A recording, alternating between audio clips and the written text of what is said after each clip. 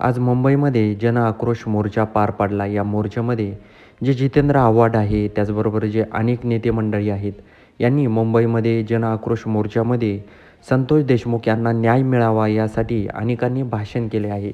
त्याचबरोबर वाल्मिक कराड यांच्याबद्दल देखील ते दोषीच आहेत अशा देखील घोषणाबाजी करण्यात आली आहे. त्याचबरोबर दुसरीकडं जे मराठा आंदोलक मनोज जरांगे पाटील आहेत, हे उपोषणाला काही म्हणजेच जे जनाक्रोश मोर्चा होता त्या ठिकाणी उपस्थित राहिले नाही. कारण आजपासून मनोज जरांगे पाटील यांनी अंतरवाली सराटी येथे उपोषणाला सुरुवात केली आहे.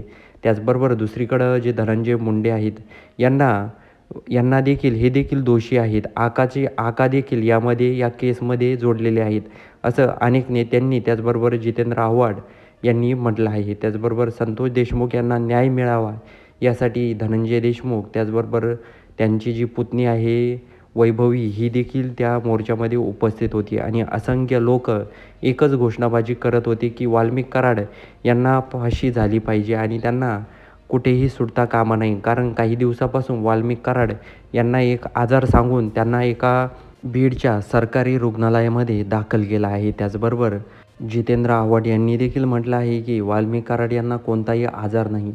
महाराष्ट्रामध्ये, भारतामध्ये निम्म्या लोकांना तो आजार आहे. मग सर्वांना सरकारी रुग्णालयामध्ये ॲडमिट करता का? काहीही उगाच करू नका. संतोष देशमुख यांना न्याय मिळाला पाहिजे आणि जे कोणी वाल्मिक कराडला वाचवण्याचं काम करत आहे ना, हे अवघड आहे. कारण आमच्या इकडं पण एक केस झाली, त्या केस बाबतीतही असंच, सगळीकडं असंच आहे. सरकारने लवकरात लवकर न्याय द्यावा अशी मागणी केली.